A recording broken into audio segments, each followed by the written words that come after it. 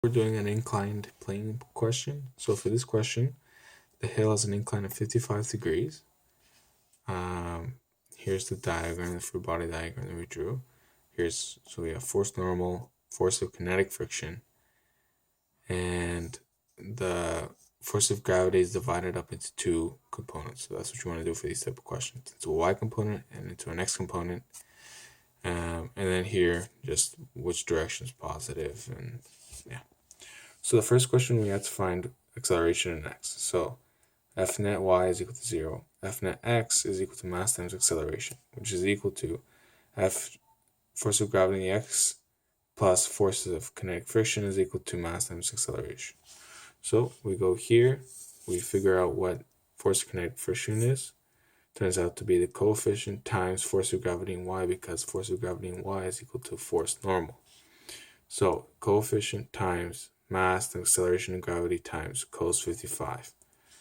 And then fg of x is the same as fgy, it's just instead of cos, it's sine. So sine 55 instead of cos 55. So you plug it back into here. We have this line. So mass on this side and here, all these can cancel out. You end up getting acceleration and gravity times sine 55 plus acceleration and gravity times cos 55 times the coefficient is equal to acceleration in x. Further simplify until you get to here, 8.03 minus 3.26 is equal to acceleration and gravity, and your final answer, acceleration in x, your final answer is 5.77 meters per second squared, okay, in the positive direction.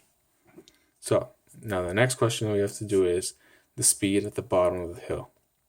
So since the box is dropped, we know that v1 in the x direction is 0.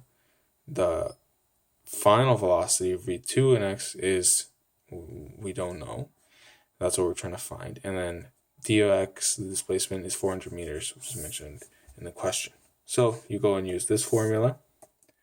v2x squared equals v1x squared plus 2 acceleration in x times displacement. You plug in the values that you have.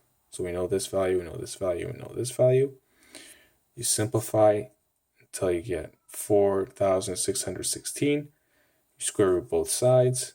v2x squared is equal to 67.94 meters per second. So that's the speed that it is at the bottom of the hill, again in the positive direction. And lastly, we need to find the time it takes to reach the bottom of the hill. So again, we know the displacement, we know the initial velocity, and we have the acceleration in x. So use this, go to our formula sheets, and we use this formula. So displacement in x is equal to initial velocity in x times t plus 1/2 times acceleration in x times t squared. So plug in the values that we know. That's this line here.